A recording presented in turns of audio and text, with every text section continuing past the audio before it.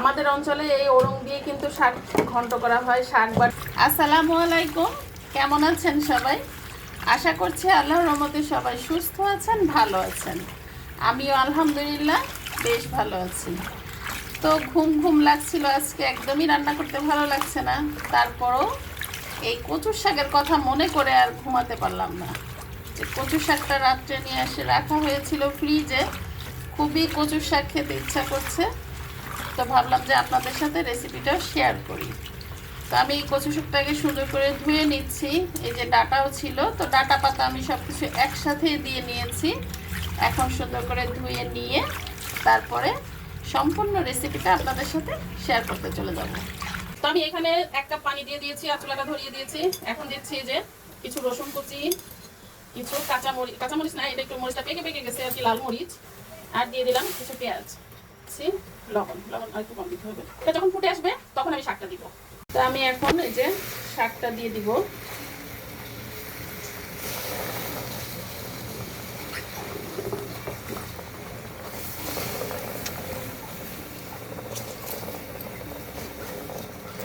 তো আমি এখন সুন্দর করে ঢেকে দিব। তো এই যে অর্ধেক হয়ে আসছে, একদম কমে গেছে।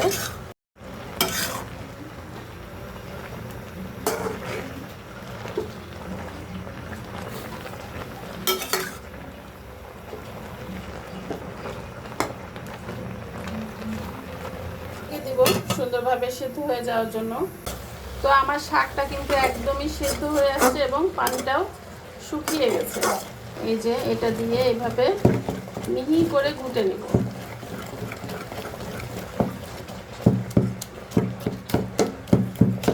আমাদের অঞ্চলে এই ওড়ং দিয়ে কিন্তু শাক ঘন্ট করা হয়, শাক বা ডাউল ঘন্ট করা হয়। তো আমি এটা দেশ থেকে নিয়ে আসছি।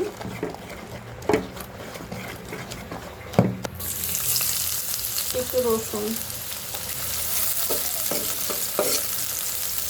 দেব, কয়েকটা চিংড়ি মাছ। আমার বাসায় চিংড়ি মাছ অল্পই ছিল।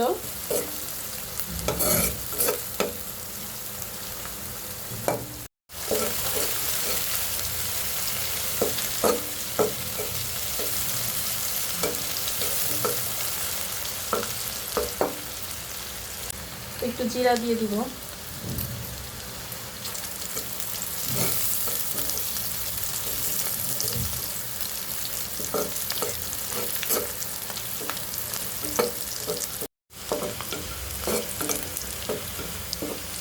এই যে এরকম লাল হয়ে আসছে। এখন আমি কচুর শাকটা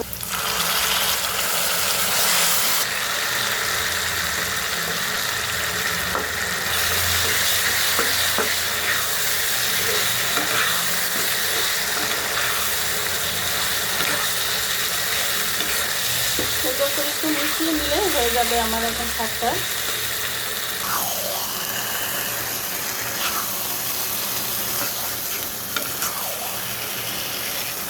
তো আমার মজাদার কচুর শাক ঘন্টটা কিন্তু হয়ে গেল।